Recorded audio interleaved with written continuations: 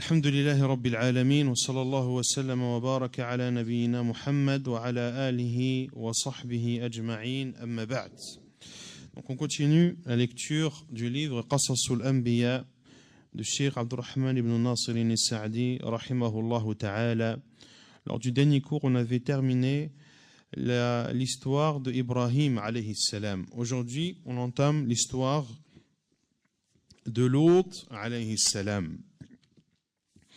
قال الشيخ السعدي رحمه الله: قصة لوط عليه السلام.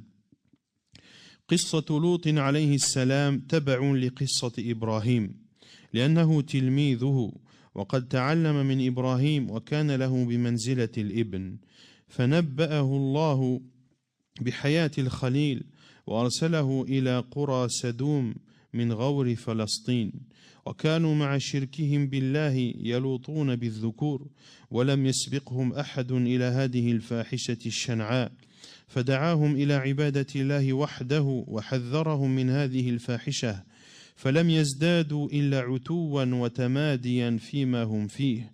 ولما أراد الله هلاكهم أرسل الملائكة لذلك، فمروا بطريقهم على إبراهيم وأخبروه بذلك، فجعل إبراهيم يجادل في إهلاكهم، وكان رحيما حليما، وقال: إن فيها لوطا، قالوا: نحن أعلم بمن فيها، لننجينه وأهله إلا امرأته، فقيل: يا إبراهيم أعرض عن هذا، إنه قد جاء أمر ربك وإنهم آتيهم عذاب غير مردود.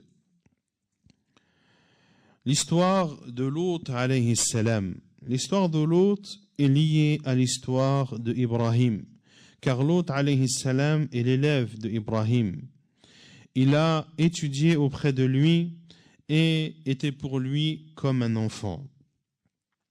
Allah Azza wa Jal l'a envoyé vers le peuple de Sadoum qui faisait partie de la Palestine. Et en plus de leur polythéisme, en plus du fait qu'ils adoraient autre qu'Allah Azza wa Jal, ils s'adonnaient à des actes homosexuels. Et personne ne les a précédés à cette pratique odieuse. Lut alayhi salam les a appelés à adorer Allah subhanahu wa ta'ala seul et les a mis en garde contre cette turpitude. Et cela, mais ils n'ont fait qu'augmenter leur entêtement et leur persévérance dans l'état dans lequel ils étaient. Et lorsqu'Allah subhanahu wa ta'ala a voulu leur extermination, il a envoyé les anges pour cela. Dans leur chemin, ces anges sont passés voir Ibrahim et lui ont informé de leur intention. Ibrahim alayhi salam a alors discuté avec eux au sujet de leur extermination, car Ibrahim alayhi salam était compatissant et il était miséricordieux. Il a dit, comme Allah Azza wa Jalla nous en informe dans le verset 32 de Surat Al-Ankabut, il a dit à ses anges: mais Lot s'y trouve, c'est-à-dire Lot, et parmi eux, ils dirent: nous savons parfaitement qui y habite, nous le sauverons, lui et sa famille. Puis il a été dit à Ibrahim: ô Ibrahim, renonce à cela, c'est-à-dire à essayer de les sauver, car l'ordre de ton Seigneur est déjà venu et un châtiment irrévocable va leur arriver. ولما ذهب الملائكة إلى لوط بصورة أضياف آدميين شباب ساء لوطا ذلك وضاق بهم ذرعا وقال: هذا يوم عصيب، لعلمه بما عليه قومه من هذه الجرأة الشنيعة. ووقع ما خاف منه، فجاءه قومه يهرعون إليه يريدون فعل الفاحشة بأضياف لوط، فقال: يا قوم هؤلاء بناتي هن أطهر لكم، لعلمه أنه لا حق لهم فيهن كما عرض سليمان لامرأتين حين اختصمتا في الولد فقال ائتوني بالسكين أشقه بينكما ومن المعلوم أنه لا يقع ذلك وهذا مثله. Et lorsque les anges sont partis vers Lot avec l'apparence d'invités humains qui étaient jeunes et beaux, ceci a embarrassé Lot alayhi salam et il a craint pour eux. Et il a dit, comme Allah Azza wa Jalla nous en informe, فَقَالَ هَذَا يَوْمٌ عَصِيبٌ, voici un jour terrible, car il sait, il connaît l'état de son peuple et la pratique immonde qu'ils font, et les pratiques immondes qu'ils font. Et ce qu'a redouté Lot alayhi salam a eu lieu. Son peuple est venu, ont accouru vers lui en voulant commettre cette chose ignoble avec les invités de Lot. Il leur a dit, ô mon peuple, voici mes filles, elles sont plus pures pour vous. Car il savait qu'il n'avait aucun droit sur elles. Comme Sulayman, comme cela est arrivé à Sulayman, lorsque ces deux femmes sont venues à lui, chacune prétendant qu'elle était la mère d'un enfant. Il leur a dit, apportez-moi un couteau afin que je le coupe en deux et que je donne à chacune d'elles, à chacune de vous, la moitié de cet enfant. Il savait très bien que cela n'allait pas arriver. Ceci est semblable. Et l'on verra par la suite que Lot alayhi salam a dit cela tout en sachant que cela n'est pas possible.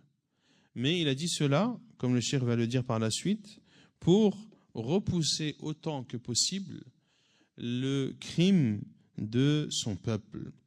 ولهذا قال قومه لقد علمت ما لنا في بناتك من حق وإنك لتعلم ما نريد.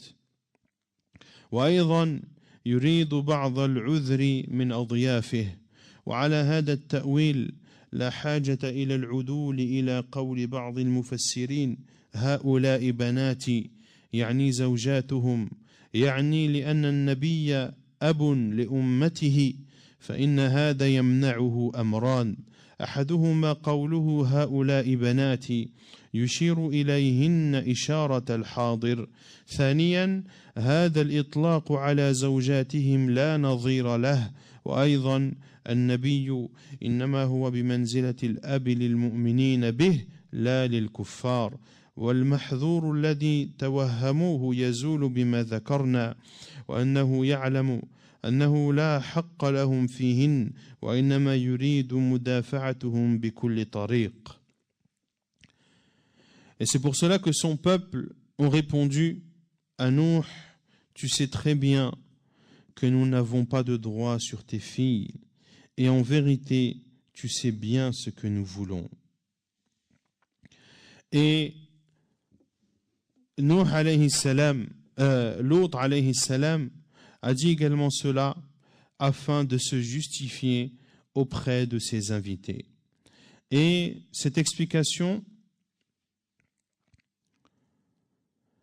et en prenant en compte cette interprétation, il n'y a plus besoin de s'en remettre à la parole de certains exégèses qui ont expliqué la parole de Lot alayhi salam, haoula'i banati, voici mes filles, c'est-à-dire vos femmes, en parlant des femmes des gens du peuple de Lot. Car le prophète est un père pour sa communauté. Car le prophète est un père pour sa communauté. Certains mufassirin ont dit que Lot a dit à son peuple, voici mes filles, elles sont plus pures pour vous.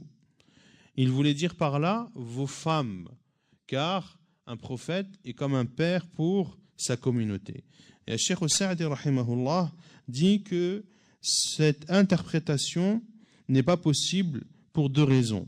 La première, Lot alayhi salam a dit « Voici mes filles », en faisant un signe vers elles, et ceci prouve qu'elles étaient présentes à ses côtés. La deuxième chose est que cette utilisation n'a jamais été faite.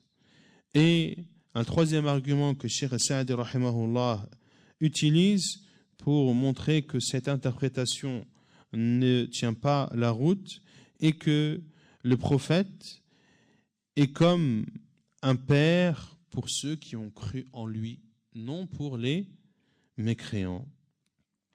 Et cette problématique qu'ils ont inventée se dissipe par l'explication que nous avons donnée. C'est-à-dire que Lot alayhi salam savait pertinemment que son peuple n'avait aucun droit sur ses filles et qu'ainsi il ne pourrait pas les utiliser pour ce but. Et également parce que Lot alayhi salam voulait les repousser par tous les moyens. فاشتد الأمر بلوط وقال لو أن لي بكم قوة أو آوي إلى ركن شديد أي لدافعتكم فلما رآهم جازمين على مرادهم الخبيث قال يا قوم اتقوا الله ولا تخزون في ضيفي أليس منكم رجل رشيد فاستجلوا في طغيانهم وسكرهم فحينئذ أخبرتهم ملائكة الرحمن بأمرهم وأنهم أرسلوا لإهلاكهم فصدم جبريل أو غيره من الملائكة الذين يعالجون الباب ليدخلوا على لوط فطمس بهذه الصدمة أعينهم فكان هذا عذابا معجلا وأنموذجا لمن باشروا مراودة لوط على أضيافه وأمروا لوطا أن يسري بأول الليل بأهله ويلح في السير حتى يخلف ديارهم وينجو من معرة العذاب فخرج بهم فما أصبح الصباح حتى خلفوا ديارهم وقلب الله عليهم ديارهم فجعل أعلاها أسفلها وأمطر عليها حجارة من سجيل منضود مسومة عند ربك وما هي من الظالمين ببعيد وما هي من الظالمين الذين يعملون عملهم ببعيد. La situation a commencé à se corser pour Lot alayhi salam et il a dit si j'avais de la force pour vous résister ou bien si je trouvais un appui solide je vous aurais repoussé. Et lorsqu'il a vu qu'ils étaient déterminés à faire cet acte odieux, il a dit ô mon peuple, redoutez Allah. ولا تخزوني في ضيفي أليس منكم رجل رشيد. Ô mon peuple, ne me déshonorez pas dans mes invités. N'y a-t-il pas parmi vous un homme raisonnable? Ils ont persisté dans leur outrepassement et dans leur ivresse. Et c'est à ce moment que les anges du tout miséricordieux ont informé Lot alayhi salam de la raison de leur venue et qu'ils ont été envoyés pour exterminer son peuple. Car jusqu'à présent, Lot alayhi salam ne savait pas que ses invités étaient des anges.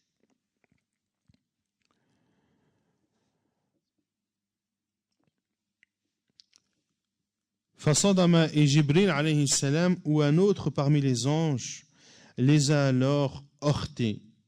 Jibril ou un autre parmi les anges qui gardait la porte de la maison de Lot afin que son peuple n'y entre pas, les a heurtés. Et par cette frappe, il a aveuglé leurs yeux. Ceci était pour eux un châtiment précipité et ils ont été un exemple pour tous ceux qui voudraient s'en prendre à Lot et à ses invités. Puis ces anges ont ordonné à Lot de sortir dès le début de la nuit, lui ainsi que sa famille, et de continuer son chemin jusqu'à s'éloigner de ses maisons pour être préservé des dommages que causera le châtiment d'Allah subhanahu wa ta'ala. Lorsque le matin est arrivé, Lot ainsi que sa famille avaient déjà quitté les maisons. Et Allah subhanahu wa ta'ala a retourné les maisons du peuple de Lot. Il les a retournées de fond en comble et a fait pleuvoir sur eux des pierres d'argile qui se succèdent les unes aux autres, des pierres qui portaient une marque connue de ton Seigneur, et elles ne sont pas loin des injustes. Des injustes qui font les mêmes actes que ceux du peuple de Lot.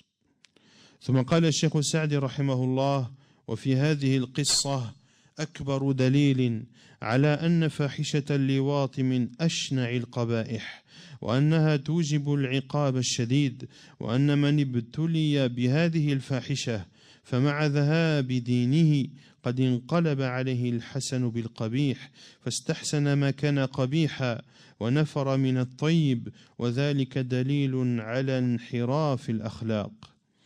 Il dit rahimahullah, et l'on retient de cette histoire, premièrement, que cette histoire est la plus grande preuve que le péché qu'ont fait le peuple de Lot fait partie des actes des péchés les plus ignobles, et que ce péché implique et oblige un châtiment douloureux, et que celui qui est éprouvé par ce mal, en plus du départ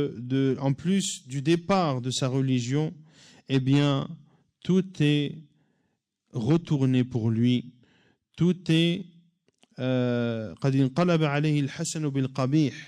tout ce qui est bien devient mal, et tout ce qui est mal devient bien. Et cette personne voit le mal comme un bien et fuit les bonnes choses. Et ceci est une preuve de la déviation dans le comportement. وفي قصة إبراهيم جواز التعريض. أما قصة إبراهيم ففي قوله فنظر نظرة في النجوم فقال إني سقيم. وأما لوط ففي قوله هؤلاء بناتي هن أطهر لكم. والتعريض يكون في الأقوال ويكون في الأفعال، وهو أن يقصد المتكلم أو العامل لعمل أمرا من الأمور التي لا بأس بها ويوهم السامع والرائية أمرا آخر ليستجلب منفعة أو يدفع مضرة. Et dans cette histoire de Lot et dans l'histoire de Ibrahim, il y a l'autorisation de at-ta'rid. At-ta'rid que l'on pourrait traduire par l'allusion. Quant à l'histoire d'Ibrahim, c'est dans sa parole, lorsqu'Allah Azza wa Jal nous cite la parole d'Ibrahim, il jeta un regard attentif sur les étoiles et dit: je suis malade. Pourquoi est-ce que Ibrahim alayhi salam a dit cela? Pour que son peuple, en sachant qu'il est malade, s'éloigne de lui, premièrement, et qu'il puisse le laisser seul avec les statues. Car cela a coïncidé avec un moment de fête dans lequel le peuple d'Ibrahim partait et quittait la ville dans laquelle ils étaient. Et Ibrahim alayhi salam a regardé les étoiles attentivement. Les savants ont dit que Ibrahim alayhi salam a regardé attentivement. Et le peuple d'Ibrahim pensait que les étoiles avaient un impact sur les êtres humains. Et lorsqu'il a regardé attentivement cette étoile, et il a dit « Je suis malade », ils ont pensé qu'il était malade à cause du fait qu'il ait fixé cette étoile. Donc ils ont cru en cela. Or, Ibrahim alayhi salam n'a pas, cela n'était pas son but. Son but était de rester seul avec les idoles pour qu'il puisse les briser. Et il n'a pas menti lorsqu'il dit qu'il est malade, car comme certains mufassirin ont dit, que son cœur était malade en voyant son peuple adorer des statues de la sorte. Et donc, at-ta'rid, c'est l'allusion, c'est-à-dire de dire une chose en pensant une chose bien précise, mais de dire une chose pour que celui qui entend en croit une autre. Pour que celui qui entend en croit une autre. Comme l'a dit le Cheikh al-Sa'di, at-ta'rid a lieu, l'allusion a lieu dans les paroles, mais elle peut aussi avoir lieu dans des actes. Et c'est le fait que celui qui parle ou celui qui fait l'acte veut une chose bonne et fait croire à celui qui l'entend ou à celui qui le voit une autre chose. D'accord ? Fait croire à celui qui le voit ou à celui qui l'entend une autre chose. Donc ceci est la preuve de l'autorisation de l'allusion dans l'histoire d'Ibrahim et dans l'histoire de l'autre, alayhi salam, Ha'ula'i banati hunna atharu lakum. Voici mes filles, elles sont plus pures pour vous. Ici, quel était le but de l'autre, alayhi salam? De repousser l'agression de son peuple. Et il savait pertinemment qu'il n'avait pas le droit, il n'avait aucun droit sur ses filles. Donc ici, c'est également une allusion. Donc il dit une chose pour faire croire à celui qui l'entend une chose, alors que lui en veut une autre. Ala kulli hal, at-ta'rid est souvent utilisé et les exemples sont nombreux. Parmi les exemples, dans Surat Al-Baqarah, lorsqu'Allah Azza wa Jal parle de la femme veuve et de sa période de viduité qui est de Al-Idda. Arba'ata ashhurin wa ashra. 4 mois et 10 jours. Et Allah Azza wa Jal, pendant cette période de Idda, il est interdit à cette femme, il est interdit de demander en mariage cette femme et de surcroît de se marier avec elle. Mais Allah Azza wa Jalla a dit وَلَا جُنَاحَ عَلَيْكُمْ فِيمَا عَرَّضْتُمْ بِهِ مِنْ خِطْبَةِ النِّكَاحِ. Et il n'y a point de mal pour vous pour les allusions que vous feriez concernant la demande de mariage. Donc il est interdit de faire une demande claire et directe à une femme veuve en état qui est toujours dans sa période de viduité, mais il est autorisé de faire des allusions. Comme l'a dit l'imam Malik rahimahullah dans Al-Muwatta, أن يقول الرجل للمرأة وهي في عدتها من وفاة زوجها إنك علي لكريمة وإني فيك لراغب وإن الله لسائق إليك خيرا ورزقا. Comme le dit l'imam Malik, parmi ces paroles, le fait de dire à cette femme que Allah Azza wa Jal va t'apporter un bien et une pourvoyance. Qu'Allah va t'apporter un bien et une pourvoyance. Ou bien que tu es digne auprès de moi. Que tu es digne auprès de moi. Ou bien de lui dire Inni fiki la raghib, que je m'intéresse à toi. D'accord ? Le fait de dire je m'intéresse à toi, ce n'est pas une demande. Ce n'est pas une demande et ce n'est pas une khitba. Mais c'est un ta'rid. C'est-à-dire que tu dis que tu t'intéresses à une personne. Quand on s'intéresse à une personne, c'est-à-dire qu'on ne la connaît pas.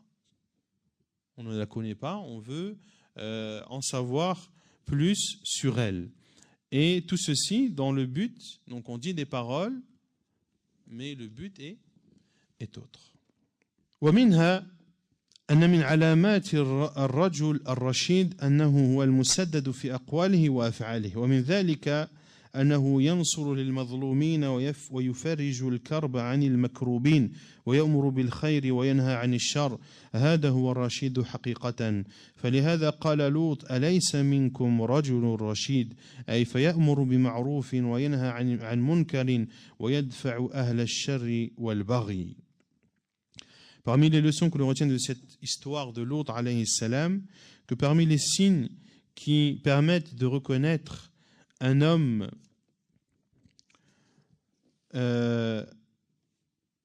raisonnable, qui a la raison, est celui qui est ferme dans ses paroles et dans ses actes.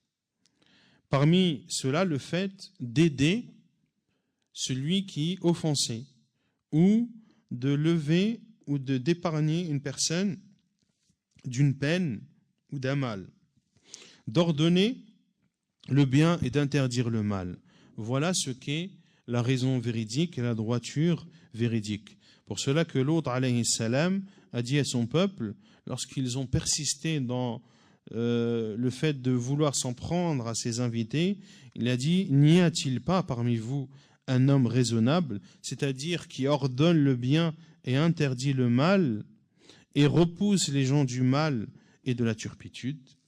ومنها الحث على السعي في الأعوان على أمور الخير ودفع الشر ولو كان المعاون على ذلك من أهل الشر فإن الله يؤيد الدين بالرجل الفاجر وبأقوام لا خلاق لهم عند الله ولهذا قال لوط لو أن لي بكم قوة أو آوي إلى ركن شديد وأكثر الأنبياء يبعثهم الله في أشراف قومهم ويحصل بذلك من تأييد الحق وقمع الباطل والتمكن من الدعوة ما لا يحصل لو لم يكن كذلك واعتبر بحال شعيب وقول قومه له ولولا رهتك لرجمناك وما أنت علينا بعزيز وكذلك نبينا محمد صلى الله عليه وسلم بعث في أشرف بيت في قريش وأعزه وقد رماه قومه بالعداوة البليغة وعقدوا المجالس المتعددة في إبطال قوله ودينه بل في كيفية الفتك به ومن الأسباب التي أوقفتهم عند حدهم خوفهم من قبيلته وانظر إلى حالته في تضييقهم عليه بالشعب وانحياز قبيلته معهم مسلمهم وكافرهم ولم يخطر ببالهم أنهم يصلون إلى الفتك بشخصه الكريم حتى مكروا ذلك المكر العظيم إذ اتفق رأيهم على أن ينتدب لقتله من كل قبيلة رجل ليتفرق دمه في القبائل فيعجز قومه عن الأخذ بثأره ولكنهم يمكرون ويمكر الله والله خير الماكرين. Également, on retient de cette histoire de Lot alayhi salam le fait de faire en sorte de trouver des personnes, une aide, de trouver une aide pour le bien ou pour repousser un mal, même si celui qui va t'aider fait partie des gens du mal. Car Allah Azza wa Jal peut soutenir cette religion par un homme pervers et par des peuples qui n'ont aucune dignité auprès d'Allah. Pour cela que Lot alayhi salam a dit, si j'avais une force, si j'avais de la force pour vous résister, ou bien si je trouvais un appui solide. Et la plupart des prophètes, Allah Azza wa Jal les envoie alors qu'ils font partie des notables de leur peuple.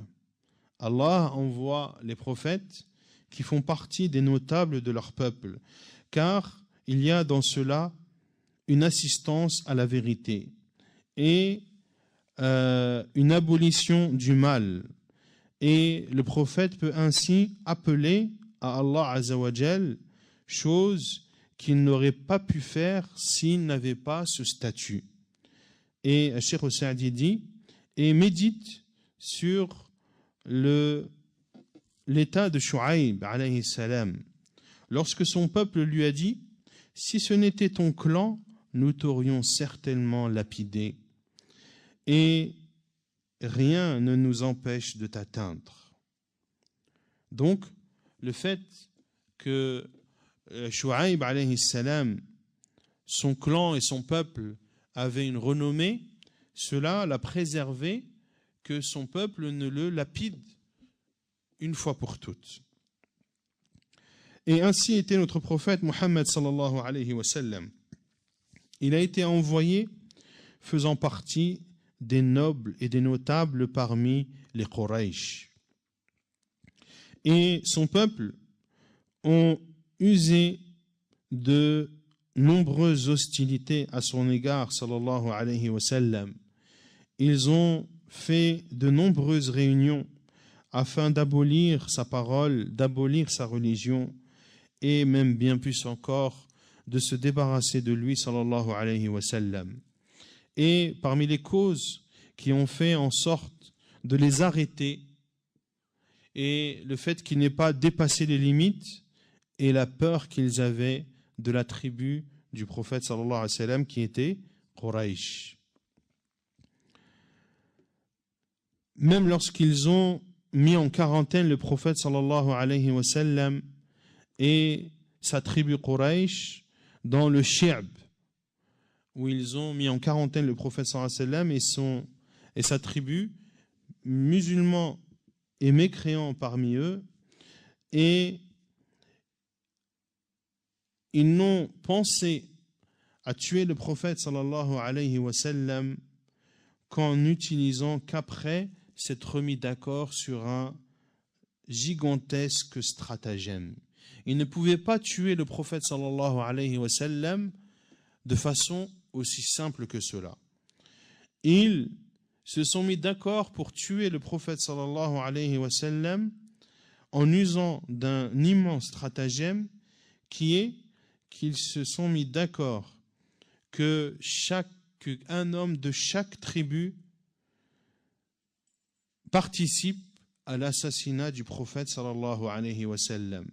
Et ainsi, Quraysh ne pourrait pas demander le prix du sang, car il pourrait demander le prix du sang à une tribu dont l'assassin ferait partie, mais lorsque différents assassins, de multiples assassins faisant partie de multiples tribus, eh bien, il aurait été quasiment impossible de demander le prix du sang contre tout cela. Mais ils ont rusé, comme l'a dit Cheikh al-Sa'di, mais Allah ruse et Allah Azza wa Jal est le meilleur des ruseurs. ونكتفي بهذا القدر وسبحانك اللهم وبحمدك أشهد أن لا إله إلا أنت أستغفرك وأتوب إليك.